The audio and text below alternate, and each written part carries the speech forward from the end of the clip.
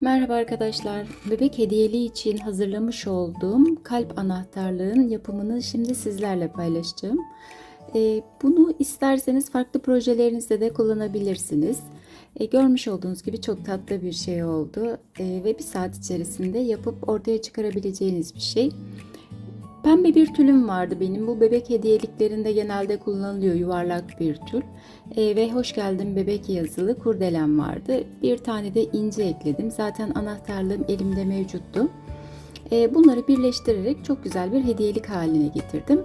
Şimdi sizinle bu kalp anahtarlığın yapımını paylaşacağım. Malzeme olarak Gazzal Baby Koton kullandım arkadaşlar. Pembe rengini tercih ettim. Pembe kız çocukları için çok güzel duruyor. Buna uygun da bir tığ aldım.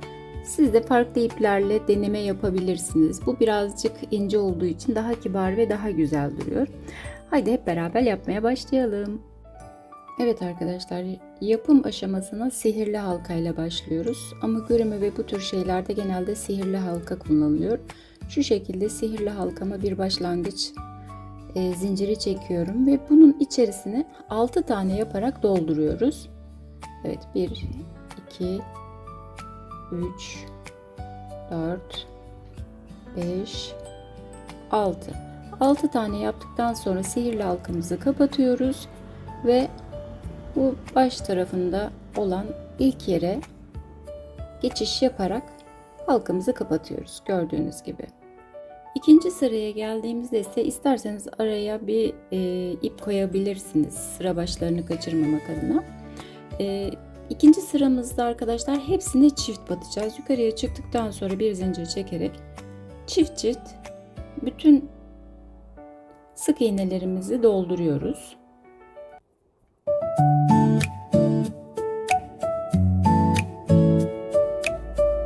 Evet arkadaşlar, sona geldiğimizde 12 tane sık iğnemiz olmuş oldu.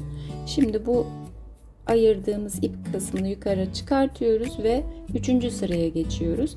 Burada da arkadaşlar bir tek bir çift bataraktan devam ediyoruz. Sıra sonunda sık iğnelerimizin sayısı 18 olacak.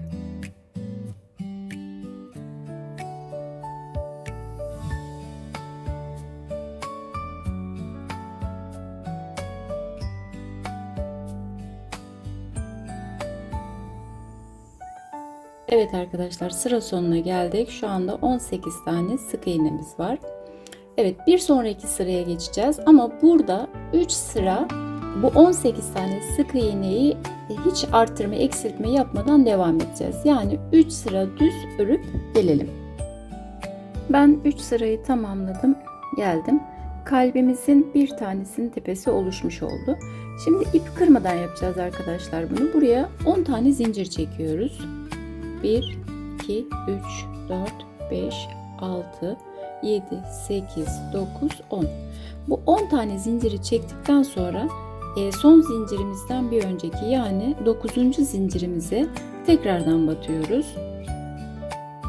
Ve burayı sihirli halka olaraktan kullanacağız ve 6 tane sık iğne yapıyoruz arkadaşlar buraya. 2, 3, 4, 5 ve 6. 6 taneyi yaptıktan sonra diğer tarafta yaptığımız gibi birleştirme işlemini yapıyoruz. Evet. Şimdi diğer tarafta yaptığımız uygulamaların hepsini buraya da uygulayacağız. Yani ikinci sıramıza hepsini çift batarak 12 taneye tamamlayalım.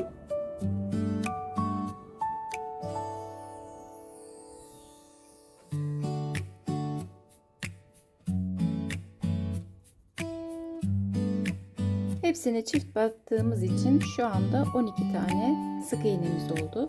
Ve bundan sonraki sırayı da bir tek bir çift yaparaktan 18 sık iğneye tamamlıyoruz arkadaşlar.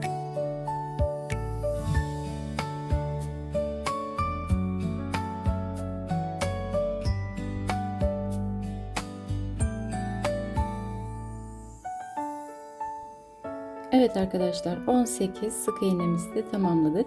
Şimdi 3 sıra düz bir şekilde örüp diğer tarafı da bitirmiş oluyoruz. Bunu tamamlayıp geliyorum ben. Evet, iki tarafı da bitirdik gördüğünüz gibi. Şimdi bunları birleştireceğiz arkadaşlar. Araya ipimi koydum ben yine yerimi belli etmek için. Bir önceki yaptığımın görüyorsunuz. Bir sonrasından başlıyorum. Bu sık iğneye batarak birleştiriyorum. Bunu komple hiç artırma, eksiltme yapmadan sık iğnelerle dolduracağım. Toplamda bir tarafta 18, bir tarafta 18 sık iğnemiz vardı biliyorsunuz. Toplamda 36 tane sık iğnemiz olmuş olacak. Ve kalbimizin iki başını birleştirmiş olacağız böylelikle.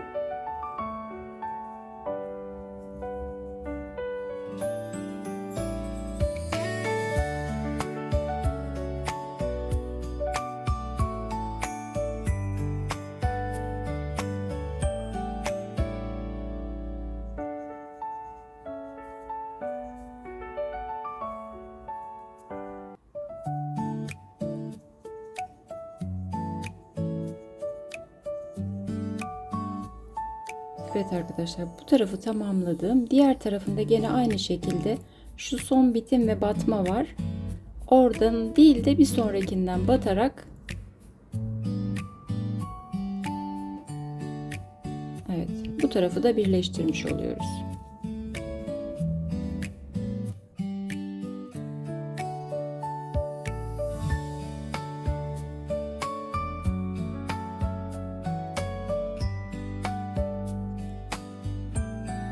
Evet arkadaşlar, gördüğünüz gibi birleşme işlemini tamamladık. Şuraya da geleceğiz. 36.'ya da battım. Şimdi arkadaşlar 2 sıra daha hiç artırma eksiltme yapmadan düz bir şekilde 36 sık iğneden 2 sıra daha yapıp gelelim. Evet, gördüğünüz gibi 36'dan yapmış olduğumuz birleştirme ile beraber 3 sırayı ben tamamladım. Şimdi arkadaşlar eksiltmeye geçiyoruz. Artık kalbimizin o sivri kısmını oluşturmamız gerekiyor. Bunun için de eksilteceğiz. Şimdiki sıramızı 4 tane sık iğne yapıyoruz, 1 tane eksiltiyoruz. 4 tane sık iğne yapıyoruz, 1 tane eksiltiyoruz. Şöyle bir tane ben göstereyim. 1 2 3 4. Gördüğünüz gibi 4 taneyi ördüm ve şimdi eksiltme yapacağım. Eksiltmeyi diğer 2 tane sık iğnenin başında bulunan tek loblarından birer tanesini alıyorum arkadaşlar. Birini buradan aldım, bir tanesini de böyle aldım. Şu şekilde birleştiriyorum. Dolayısıyla kesme işlemimizi yapmış olduk. Şimdi 4 tane daha sık iğne yapıp yine eksiltme işlemini yapacağım. Şimdi arkadaşlar ben şöyle kısaca söyleyeyim. Bu sıramızı 4 sık iğne 1 eksilt şeklinde tamamlayacağız. İlmek sayımız, sık iğne sayımız 30'a düşecek. 36'yı da 30'a düşecek. Ondan sonra da o 30 sık iğnesinden 2 sıra daha örelim, gelelim. Yani toplamda 3 sırayı tamamlayıp o şekilde geliyoruz. Evet, ben eksiltmemi yaptım. Sonraki 2 sıramı da ördüm ve geldim arkadaşlar. Şimdi burada eksiltmelerimize devam ediyoruz. Bu sefer de az evvel 4 sık iğnesi yapmıştık. Daha sonrasında bir tane eksiltmiştik. Şimdi ise 3 tane sık iğne yapacağız. Bir eksilt yapacağız. Şöyle göstereyim. 1 2 3. Evet, 3 tane sık iğneyi yaptık. Şimdi yine eksiltmemizi yapıyoruz. Diğer 2 tanesinin başından alıyoruz. Şu şekilde. Şimdi 3 tane daha sık iğne yapacağım. Ondan sonra bir tane daha eksilteceğim. Ve bu şekilde sık iğne sayımız 24'e azalacak arkadaşlar. Eksiltme işlemini yaptıktan sonra diğerinde yaptığımız gibi yine 2 sıra düz bir şekilde örelim. O şekilde gelelim. Yani 24 sıradan 2 tane örüp geliyoruz eksiltmeyi yaptıktan sonra. Evet, bu sırayı da tamamladım ben. Şimdi bir sonraki eksiltmemize geçiyoruz arkadaşlar. Burada da 2 tane sık iğne işleyeceğiz. Ondan sonrasında da bir tane azaltacağız. Ondan da bir tane göstereyim ben.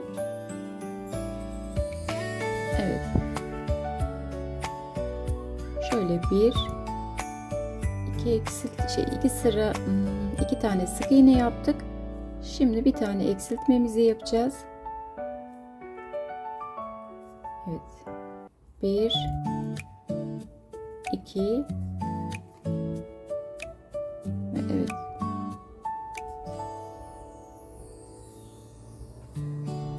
Bu sırayı da bu şekilde tamamlayacağız. Yani iki tane sık iğne örüyoruz, bir tane eksiltiyoruz ve sayımızı 18'e düşüreceğiz. Bundan sonra sadece bir tane düz sıra örelim. Ondan sonra zaten yavaş yavaş kapatma işlemine başlayacağız. Şimdi iki sık iğne bir eksilt yapıyoruz. Sonrasında da bir sıra düz örüyoruz ve geliyoruz. Şimdi artık pamuk koymamız gerekiyor. Çünkü daha da daralacağı için daha sonrasında koyma şansımız olmayacak. İstediğiniz şekilde pamukla doldurabilirsiniz.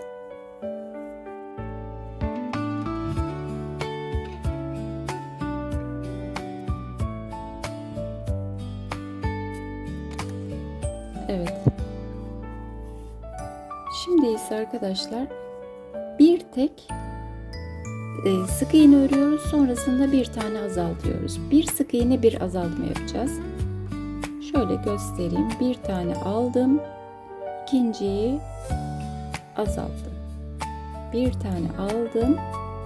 İkinciyi azalttım. Şimdi burayı da tamamlayayım. Geleyim. Evet, artık sona yaklaştık. Bir eksilt bir sık iğne yaptıktan sonra şimdi arkadaşlar hepsini kapatmaya başlayabiliriz. Yani hiç sık iğne yapmadan böyle ikili ikili alacağız ve sık iğnelerimiz bitene kadar bu işlemi tekrar edeceğiz.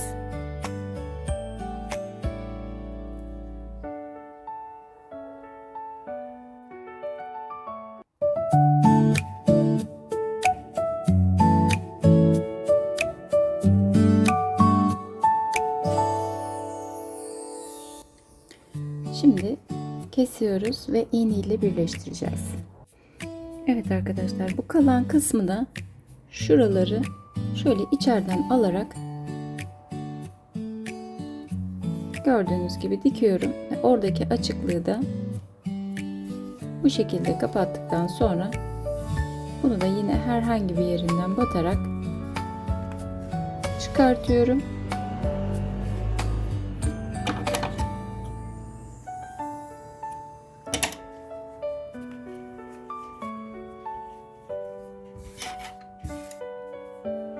Evet, gördüğünüz gibi kalbimiz bitti. Şimdi anahtarlık ve tül diğer objelerle birleştirip son halini alalım. Evet arkadaşlar, gördüğünüz gibi anahtarlığımız sonunda bitti. Tülünü, kurdelesini ve anahtarlık kısmını da ekledim ve son halini almış oldu. Gördüğünüz gibi çok güzel. Hediyelik olaraktan veya bebek mevlitlerinde yine hediyelik olaraktan yapabilirsiniz. Çok tatlı, çok şirin ve bir saat içerisinde ortaya çıkarabileceğiniz bir ürün. Ben çok severek yaptım. Çok güzel olduğunu düşünüyorum. Umarım sizler de beğenmişsinizdir. Başka projelerde görüşmek üzere. Hoşça kalın.